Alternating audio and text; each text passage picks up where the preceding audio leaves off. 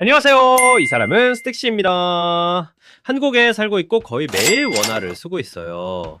그런데 이제 스틱씨는 미국으로 여행을 가고 싶어요. 미국은 달러를 쓰는 나라죠. 그래서 스틱씨가 돈을 환전하려고 하니까 1000원이 달러로는 0.73달러밖에 안 되는 거예요. 그 다음엔 베트남으로 갔는데 거긴 1000원이 무려 19,000동? 잠깐만요. 왜 돈은 나라마다 가치가 다를까요? 왜 1000원이 1달러나 1동과 같지 않을까요? 그리고 환율은 왜 매초마다 계속 변할까요? 이번 영상에서는 바로 그 이유들, 화폐, 환율, 그리고 왜 돈이 같지 않은지에 대해 파헤쳐 봅시다. 먼저 왜 화폐 가치가 다른지 알기 전에 화폐의 짧은 역사부터 알아봅시다.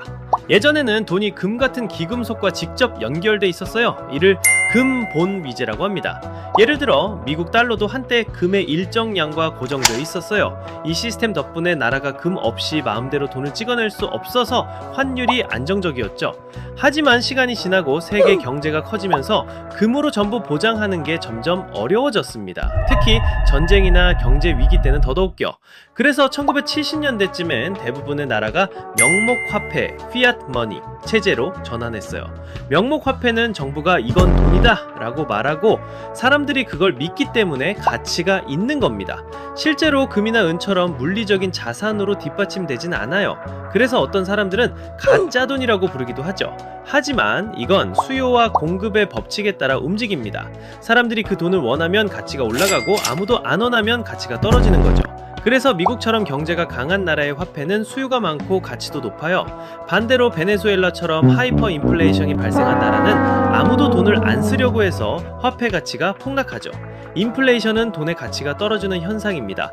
예를 들어 2020년엔 10달러로 빵 2개를 살 수 있었는데 2024년이 되니까 같은 10달러로 빵 1개밖에 못 사요. 즉 같은 돈으로 살 수 있는 게 줄어드는 거죠. 실제 사례로 짐바브웨가 있어요. 1980년대에는 짐바브웨 달러가 미국 달러보다 더 비쌌습니다. 하지만 잘못된 토지개혁, 경제난, 부패, 제재, 무분별한 돈 찍어내기로 인해 가치가 폭락했죠. 결국 2000년대에는 1달러가 무려 60만 짐바브웨 달러까지 갔습니다. 정부는 이를 해결하려고 여러 차례 화폐를 바꿔봤지만 결국 포기하고 미국 달러와 남아공 랜드를 사용하게 됐습니다. 최근엔 다시 자국 화폐를 되살리려는 시도도 하고 있죠. 그래서 짐바브웨 포기하지 않는 점은 인정! 금리는 돈을 빌릴 때 내야 하는 대가입니다. 예를 들어 1000달러를 10% 금리로 빌리면 1년 뒤에 원금 1000달러 플러스 이자 100달러를 갚아야 하죠. 각 나라의 중앙은행은 금리를 조절해요. 미국은 연방준비제도가 금리를 정합니다. 금리가 높으면 투자 수익이 많아지니까 외국인 투자자들이 몰려들고 해당 국가의 화폐 수요도 올라가며 가치도 올라갑니다. 예를 들어 미국 국채에 투자하면 매년 이자를 받습니다. 이자율이 높을수록 투자 수익도 크니까 독일보다 미국 금리가 높으면 사람들은 유로를 팔고 달러를 사서 미국에 투자하죠. 결국 달러 가치가 더 강해집니다. 하지만 금리를 무작정 높일 수는 없어요. 왜냐하면 금리가 높으면 국내에서 대출받기도 힘들어져서 집도 못 사고 사업도 못 시작하거든요. 그래서 중앙은행은 나라 상황에 맞게 금리를 조절해야 합니다. 이래서 미국 금리 발표하는 사람 하나에 전 세계 금융시장이 벌벌 떠는 겁니다.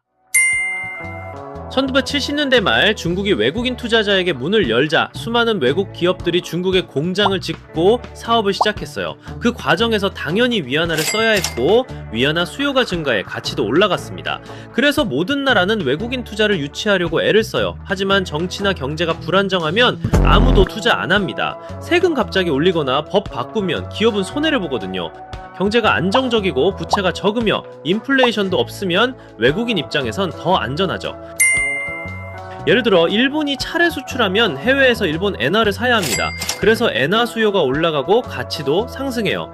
반대로 일본이 호주에서 석탄을 수입하면 호주 달러를 써야 하니 호주 달러 수요가 올라갑니다. 많은 나라들이 수출을 늘리려는 이유도 바로 이 때문이에요. 미국이 사우디 같은 산유국에 기름은 무조건 달러로만 팔자고 설득했던 것도 같은 맥락이죠.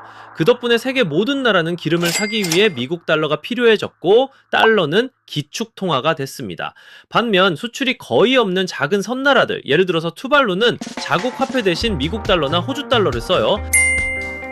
환율이 너무 복잡하고 통화 가치를 안정적으로 유지하고 싶다면 그냥 안정적인 다른 나라 통화의 자국 화폐를 고정시키면 됩니다. 이를 페그제라고 해요. 예를 들어 브루나이는 싱가포르 달러와 1대1로 고정했기 때문에 두 나라 화폐는 서로 똑같은 가치를 가집니다. 싱가포르 달러가 되면 브루나이에서도 그대로 쓸 수 있어요. 또 다른 예는 벨리즈. 벨리즈 달러는 미국 달러와 1대 0.5로 고정돼 있어요.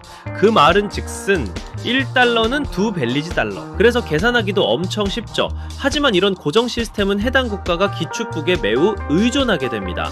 만약 미국 달러가 떨어지면 벨리즈 달러도 같이 떨어지는 거예요. 둘은 같이 살고 같이 죽는 운명입니다.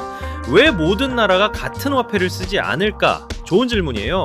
다 같이 세계 달러를 쓰면 환율도 없고 편할 것 같죠? 그런데 이게 생각만큼 간단하지 않아요. 유럽은 유로를 도입해서 유럽 여러 나라들이 같은 돈을 씁니다. 덕분에 여행할 땐 편하죠. 하지만 문제는 각 나라가 통화 정책을 따로 못한다는 거예요. 그리스가 2009년에 위기를 맞았을 때 독일 등 다른 나라에도 영향을 미쳤거든요. 그래도 독일은 좀 화났죠. 만약 전 세계가 같은 화폐를 쓰면 한 나라의 문제가 전 세계의 문제가 됩니다. 그리고 그 나라가 지구 반대편에 있더라도 우리 경제에 영향을 줄 수 있어요. 한 나라의 경제 실수가 전 세계에 영향을 주는 거죠. 그래서 우리 화폐는 강할수록 좋은 걸까요? 여러분의 생각이 궁금해요. 아래 댓글란에 남겨주세요. 더 알고 싶다면 좋아요와 구독 부탁드립니다. 시청해주셔서 감사합니다.